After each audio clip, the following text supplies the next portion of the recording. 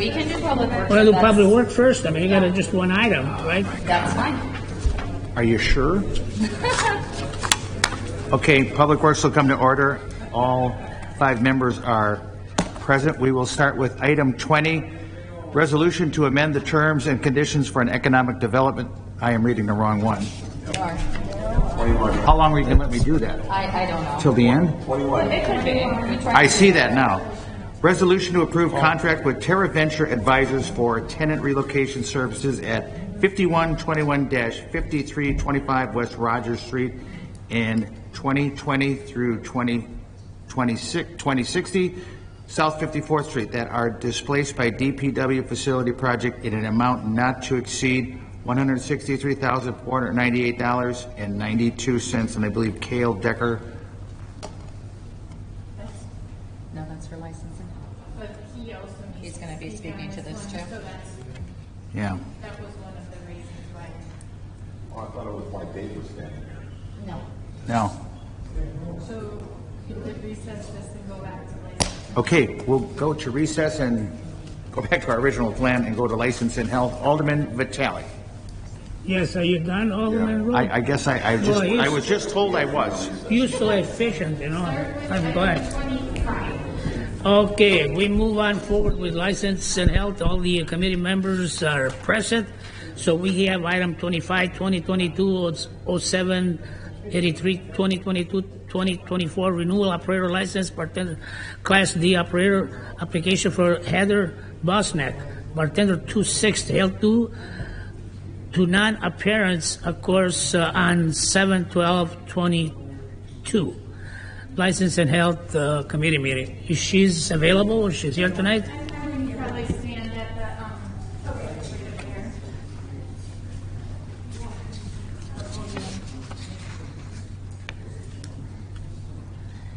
Yeah. Hello. Oh, go ahead.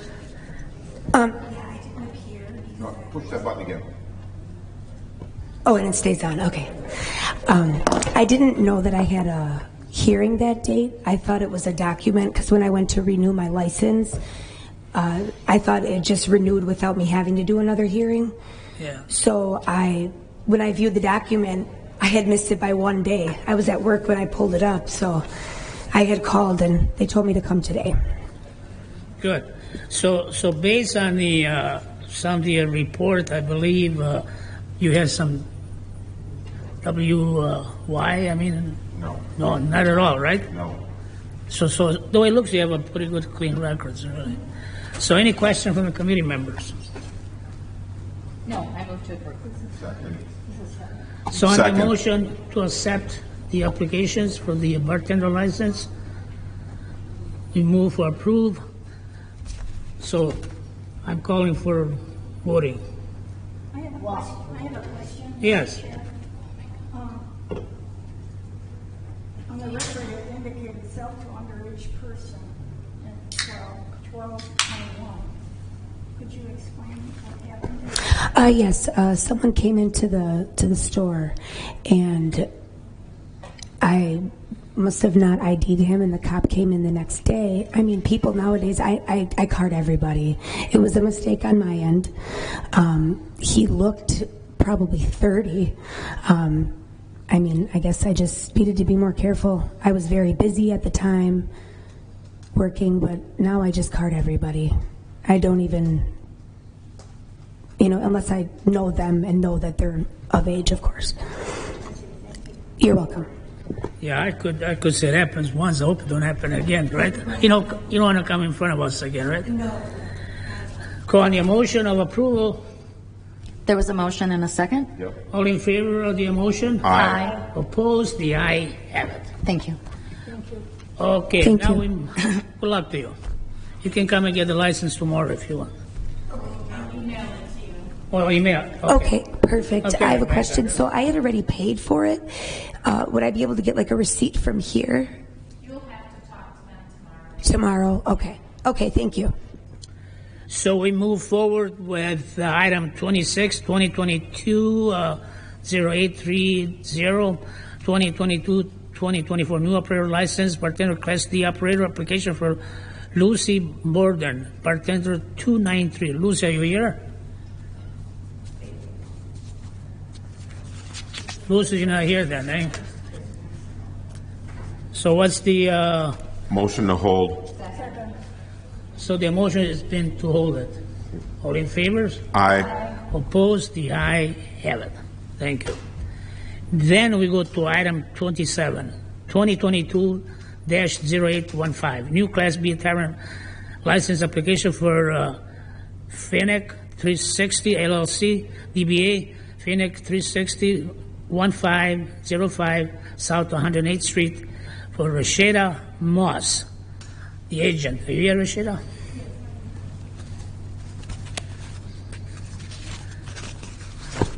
Hello, Hi, how are you? I'm good. Are you new in this business, or? Well, new here. We have another location in Menominee Falls, Yes. but we're opening up this location new in West Dallas.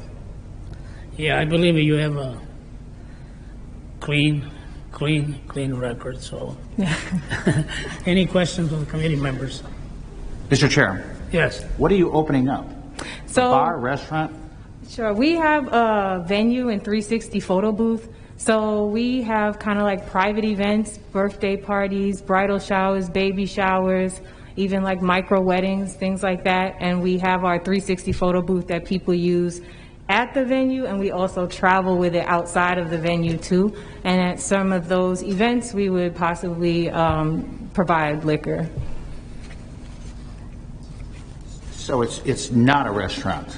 No, we're not I mean, selling I food. heard what you said, but you won't be serving any food? No, we won't. They will, sometimes the clients will bring in, most of the time, the clients bring in their own catered food from caterers, but we don't do any food prep at this point. Could they possibly bring in their own alcohol? We will not allow it if we have our liquor license. It's only through our services they could bring in liquor. I would like to ask you, all the occupancy permits are fulfilled and approved by building inspection already, or? So that is actually happening tomorrow. The project manager who is doing all the construction on that Yes. building had to fix a few things, and he's been in contact with occupancy. So they're coming tomorrow morning, and he's confident that everything should pass. They finished up the last bit of things today. Any other questions from the committee members? How can we vote, Mr. Chair, if the occupancy hasn't been approved? Well, I mean, we can hold it. It's up to the committees, you know? Mr. Chair, Yes.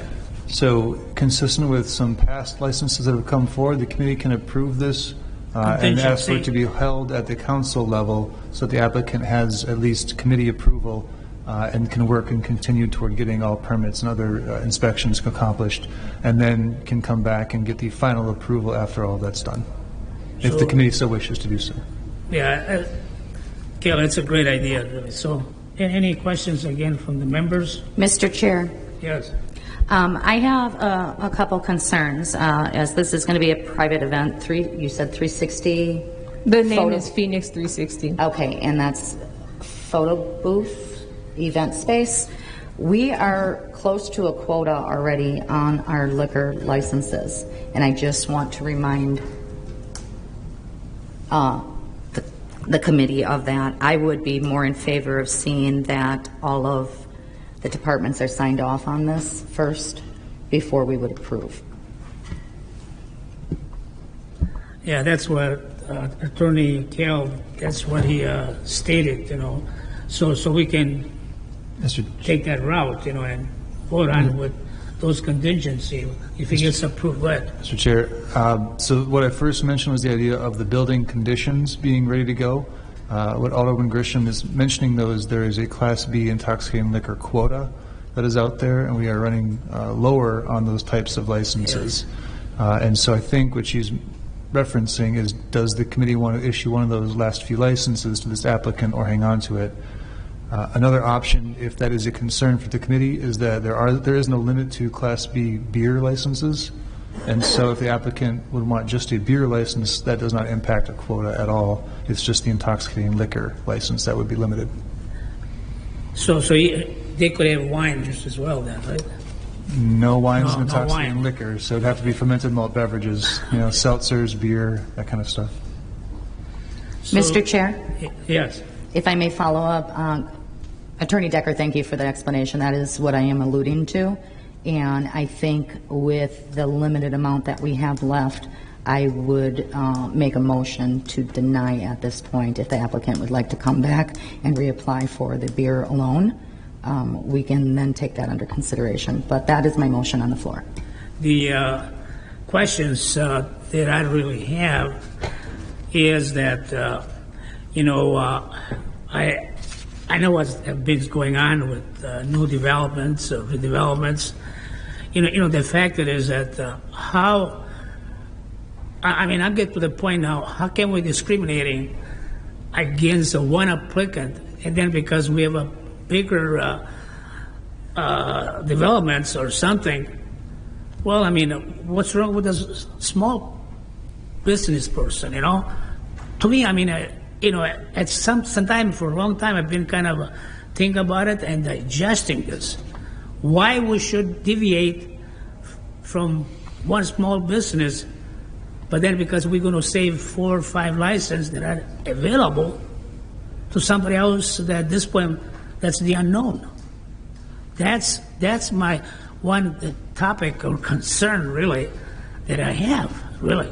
I don't want to, because you got a bigger guy out there, we're going to give him a license.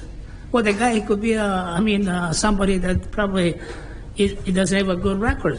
I don't care if he's got money, whatever his reasons are. And that's why, that's the biggest issue that I have. If we want to limit to, say, 120 licensee in West Dallas, that's fine. So, but the fact is, if we have some licensee available, because we waited for somebody that is going to come to West Dallas and say, well, I'm building a big, huge restaurant with a liquor and everything else. Well, then we're bound. We'll give that applicant the license. So we have a small business person that I believe they're honest, they try to make a dollar just like everybody else, and we're going to deny the license? That's one thing that it really boggled my brains, really, because it's not the way to manage.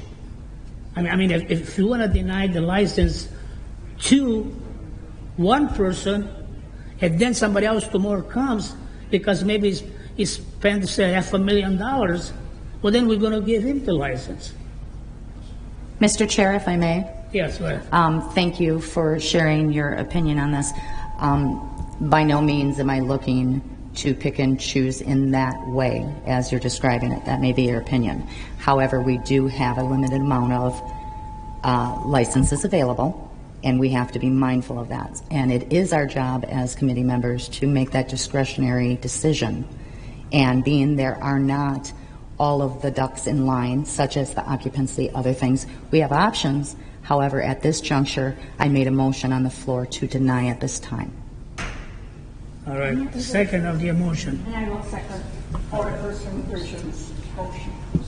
All on the motion of denial. Mr. Chair. Yes, go ahead. Just to clarify before the motions, the applicant did request to speak prior to the vote, but also it sounds as though the motion was to deny both licenses, but I heard a comment that there might be a motion to approve a beer license if that was an option. I was just unclear on the motion. Mr. Chair, Yes. Attorney Decker, you're correct. I did say we could discuss, that would be something if the committee would want to discuss that. So then my advice would be to ask the applicant if she would be willing to accept a beer-only license as a license instead of a tavern license combination. And then I believe the applicant also had some comments that she was trying to speak with you about. Yeah, are you willing to just get the applications only for the beer license? So that would mean I could only sell beer? Yes. It wouldn't really work for our business because a lot of the people who come in for maybe birthday parties or things like that want things outside of just beer. But as far as I'm not I'm assuming that from what I'm hearing, the application is being denied because there's limited liquor license available. So I'm just trying to understand, because tomorrow, I have spoke with the, Ron, who is working with the project manager, and they have said that they are pretty much, this is a construction that's been going on for over a year at this building, because there was a fire. They were selling liquor there before the restaurant was as well.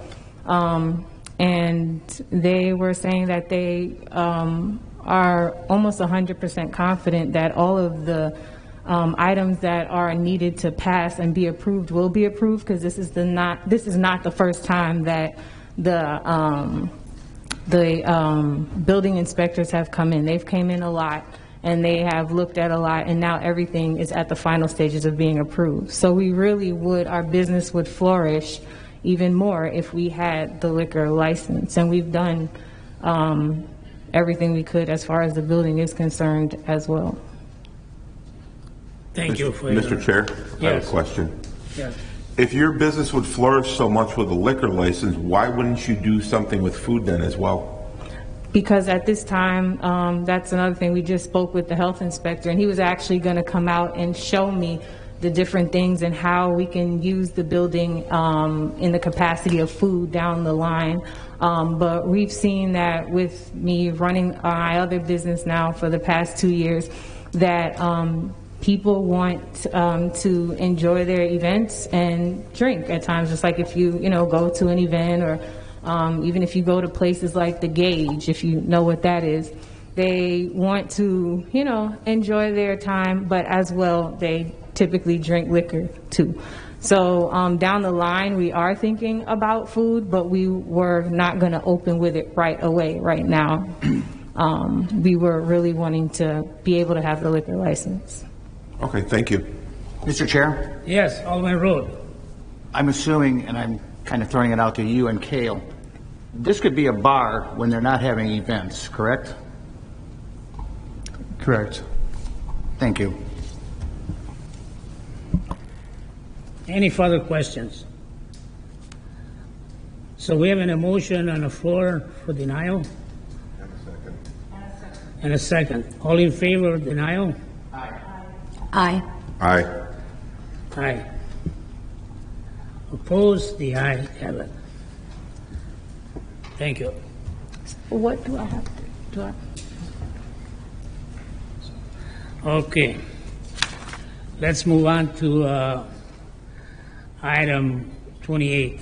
New Class B beer license application for M&Hat ZH Incorporation, DBA Fusion Cafe, 1427 South 108th Street. Agent Haley Zhang, ALC 22194. Is Haley here? Hi, Haley. So, what you try to come with the business? What's your goal? Mom, can I speak? Oh, that's your mom? Yeah. Oh, you want to talk to her? Yeah. Because my English not good, sorry. Oh, okay. Yeah, we're own a Chinese restaurant. Yes. And we have a lot of traditional Chinese dish that come with the beer would be more refreshing. And it's a lot of customer asking us if we have a beer license, which is not a hard liquor license. So we just need a beer license to go with our food. That's our goal, like to let people enjoy the food more. Any question from the committee members? Mr. Chair, is this a renewal? Yeah. It has indicated was a new beer license. Yeah, it's This is a brand new one. Brand new, yes. But previously, the business had one? I think so. I'm not sure. It's the owner before. We just took over the restaurant for a year now. I see. Thank you. You're welcome. Any further questions? Motion to approve. Second. All in favor of the motion? Aye. Aye. Opposed? The aye have it. Good luck to you. We all set. Thank you. Sure. Okay, now we move on to item 29. 2022-0843. New second-hand article dealer license application for Spark Nation LLC, DBA Paymore West Dallas, 2245 South 108th Street. Owner Timothy Van Haas, PNSH 2238. Timothy, you're here, right? Yeah, I'm here. Go ahead. So I'm Tim Van Houst, live up in Fond du Lac, Wisconsin. Prior to this, I brought U-Break iFix to the state of Wisconsin. So I owned all the U-Break iFix stores, and recently sold those to a major company. And now I'm working with the Paymore Group. We buy, sell, and trade new and used electronics. But besides that, we also give people the ability to bring in and recycle their small electronics, which is keeps them out of the dump and stuff like that. Our stores, it's kind of like a pawn shop, but not. You can't buy your product back. In other words, so once we buy it from you, we own it. 30% is sold retail. 70% is sold through Shopify, eBay, stuff like that. I personally am investing $180,000 in that building for the build out. So any question for Mr. Chair? Timothy? Go ahead. And this might be a question for Chief Mitchell. They would have to be in the NUPER system, right, with the taking in material? Yes, we plan to work with the police department and use whatever system that they're using to report any purchases that we make.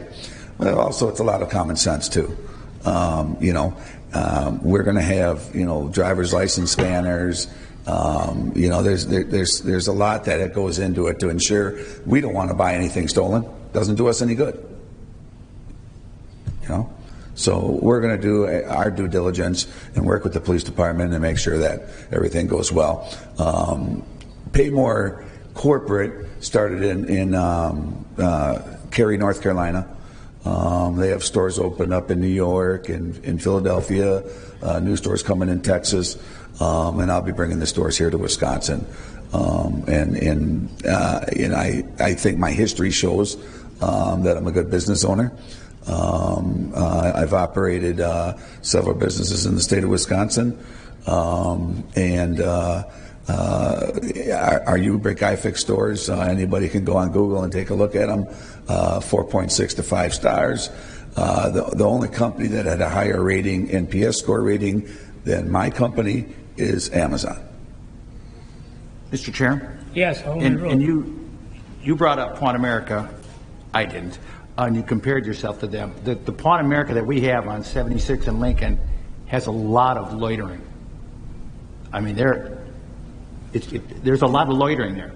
How can you prevent that being in a strip mall? Or maybe you can't. Well, I think in Madison we ran into a little bit of that problem with the U-Break iFix stores. If it depends on on the east side of Madison, we had a bus station right outside the store. Bus station causes loitering. In a strip mall, certainly it's up to us to police that, and for the police department to police that. I mean, if we have people loitering, we'll do our due diligence. So you would be proactive? Absolutely. Okay. Absolutely. We don't want our stores. So, like I said, we're sticking $180,000 of my own money into the store. That's build out, furniture. Okay. Our stores are so that a soccer mom can come in and feel comfortable in our stores, and that's what we gravitate around. It's not for the riffraff. It's not for just people coming in and hanging out. It's just not the type of stores that I operate. I operate clean, extremely sharp-looking stores.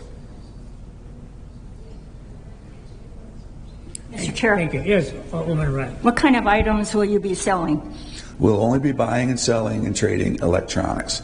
So smartphones, tablets, computers, PCs, Macs, drones. There'll be no jewelry. And I think where you run into a little more of lesser quality people coming in is when you start getting into jewelry, high valuable stuff that that they're looking to flip. You know, and that's not what we are. We're strictly electronics. Any further questions from the committee members? Motion to approve. Second. All in favor of the motion? Aye. Opposed? The ayes have it. Good luck, Timothy. We look forward to coming. Sure, Thank you. Okay, we have the last one in the agenda. It's 2022, 0822, June 2022. Police Department has been... Motion to place on file? Second. Yeah, place on file. All in favor of the motion to place on file? Aye. Opposed? The ayes have it. Motion to adjourn? No. No, Oh, we got to go back no. to No, the we got- first item. I'm sorry, my apologies. We got to go back to item 24. 24. So item 24, 0-2022-0127, ordinance to repeal and recreate statement processes for rodents control, repealing section 7.14 and creating section 7.145. So I do believe that that's a good ordinance based on the amount of complaints, in particular myself on the East Stand use as well. So I think by repealing the old one, I think this makes more sense. So any questions from the committee? Mr. Chair? Yes. May we hear from Attorney Decker regarding the repealing of this ordinance? Attorney Decker, item 24, the ordinance to repeal and recreate abatement process. Can you give an overview? Sure. So the old rat control ordinance would be repealed and a new one put in place. And as part of this, there would be more specific language on rat harborages or rodent harborages, as well as rodent food sources. And this ordinance would provide two methods to abate those situations. One would be this process called a non-summary abatement, which is a slower process for issues that don't need to necessarily be addressed at the moment, but it gives the owner some time to take care of things, and then also allows the city to eventually, if it's not taken care of in a timely fashion, go onto the property, remove the harborage, and then bill the property owner for the cost. Then there's a second option that is called the summary abatement, which is a quick way. Literally upon seeing a harborage or a food source, a city official or a contractor for the city could get into the property, remove that immediately, and then take care of the issue on the spot. Then they just leave a notice afterwards saying what happened. There are some requirements before you can do that, including the items that are removed have to be of almost no value. You can't enter any places like fenced-in areas or any place within curtilage or a private home. So it has to be something basically kind of out in the yard that's open and available, and you can enter the property, remove it, and leave. And it has to be specific to those facts. So it's more limited use, and you can't collect on that. So that's a cost the city would just absorb. But it's out there in case there are, a small thing that might be on someone's property that just could be quickly taken care of. And it's not expensive to do so, and whatever's left is of no value. So that's the summary process. Thank you, Kelly. Any more questions, Alderman Christian? Yeah, I experienced really in my district, people, many of them really, what they're doing, they get breadcrumbs, and they just toss them right out in the backyard. And I think that's one of the biggest concern. I think the health department has been followed just as well. And so to me, we need to be more strict, really. And the fact is, if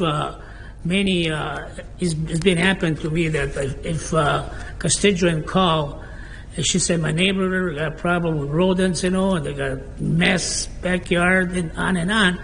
They say that, well, I says, what happened if the inspector will come in your property to see the backyard?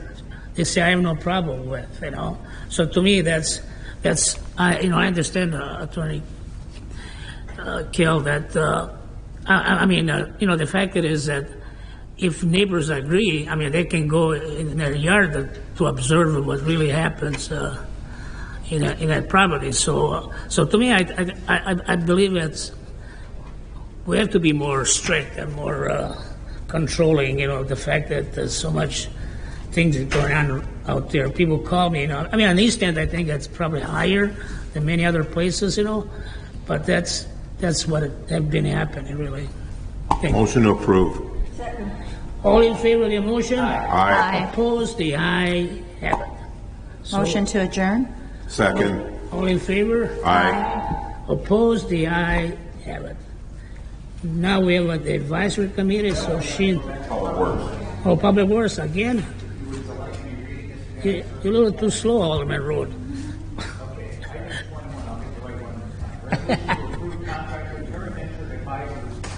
Thank you.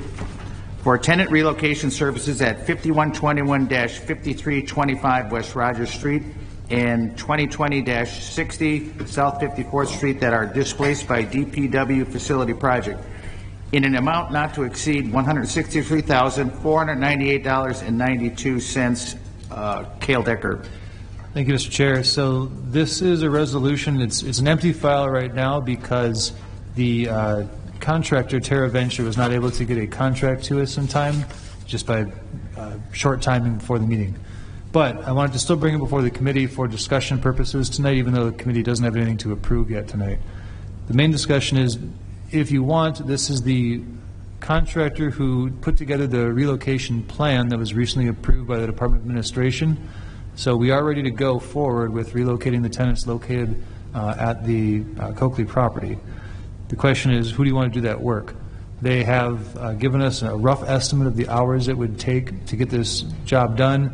It could be less, it could be more, but just based on their experience, they believe this would be a fair quote, and it's likely to be around this or slightly less.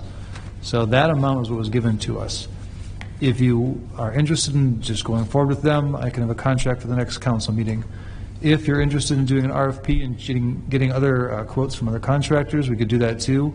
I'm just looking for any direction from the committee as to how you'd like to proceed. You're done, right? Okay. We could go with the RFP though too, right? Rather than Yes. just going with the sole source. And we have time, right? Yes, there's no rush on getting this done. So it's a matter of whether you want to just do an RFP and see who can respond, or if you'd rather go with the same contractor who handled the relocation plan. Me, I have no problem with an RFP. I don't know what the other four members want. I don't either. I don't either. I think it's a good idea to move forward. Was this sent out to bid? No, it was just about a week prior to the meeting, I was able to get a hold of the contractor, and she quickly sent me a bid before she was leaving town, and she's not going to be back until tomorrow. So I just wanted to get on the council's radar that we were working on it and see if the committee had any suggestions or thoughts on how we want to proceed with the actual relocation of the tenants. So Mr. Chair, Yes. Alderman Stefanski, other Mr. Chair. do we need to make a motion for an RFP, or can you just? No, the standard processes would allow an RFP anyway. I can just talk to our city purchaser, and he has the standard process for moving forward with that. Mr. Chair? Alderperson Grisham. Attorney Decker, you said time is not of the essence when it comes to this, correct? So I'd be concerned, do we have a history with this particular contractor already, correct? I'm sorry, I missed that with the... Do we have contracted this particular contractor in past when it came to city business, correct? Yes, this is the contractor who did all the work to create the relocation plan that was submitted to the state and recently approved. So this Okay. would be a continuation of the work they'd already done. They are familiar with all the tenants, and have talked to all the tenants already, which is why I presented them as the first option in case the committee wanted to proceed right away with them. Okay. Mr. Chair, Yes, Ms. Grill. just a comment on this. We have had the experience working with this company previously. While we don't have a specific deadline to accomplish this, I know we are trying to accelerate our progress on getting our public works facility underway. My experience with RFPs, it adds several weeks, if not months, into the timeline. So you may want to consider going going with this one. Obviously, you can do the RFP as you all have mentioned previously, but if we're wanting to continue moving forward more quickly on this, it might be a good idea to just go with this contractor that has a familiarity with what's going on already.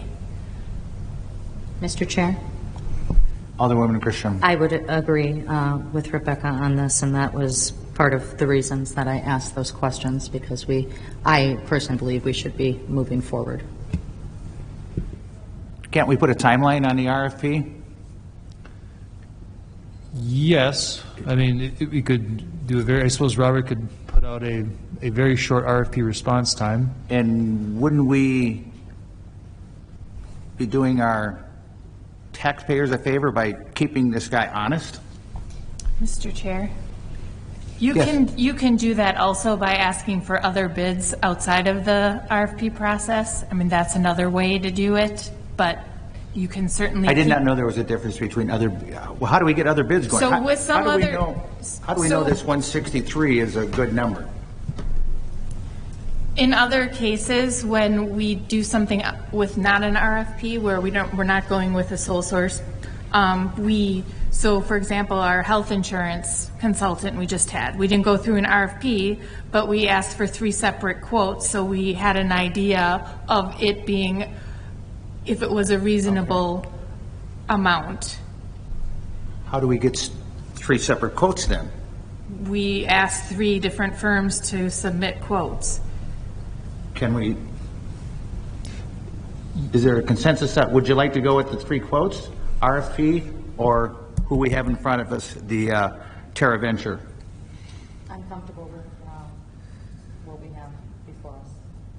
I would like to go with 3 different quotes. I'm counting noses here.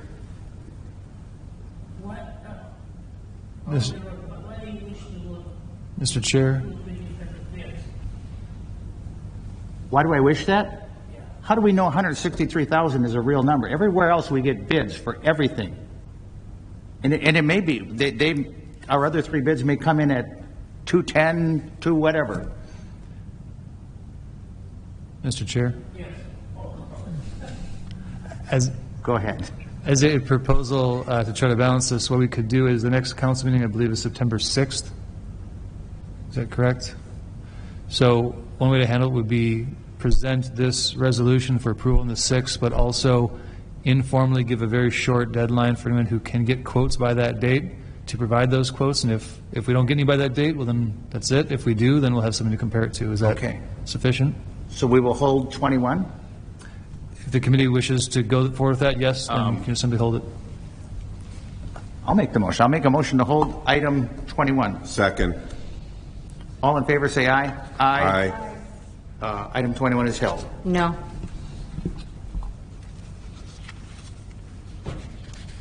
Vote was no on the motion to hold. Pardon me? There was one vote. It was 4 to 1. Oh, I'm sorry. I did not hear the, oh, okay. And you were like right next to me. Correct. In stereo. Motion to adjourn. Dolby. All in favor, say aye. Aye. We are adjourned. Okay, advisory come to order. Advisory come to order. Let the minutes reflect that all members are present. Number 31 on the agenda is the appointment of Tony Hess to the West Dallas Christmas Parade Subcommittee as a citizen member. Motion to approve. It's been moved and seconded. Any more discussion? All those in favor? Aye. Aye. Opposed? Carried. Motion to adjourn. Second. It's been moved and seconded. Discussion? All those in favor? Aye. Aye. Opposed? Carried. Thank you, Madam Chair.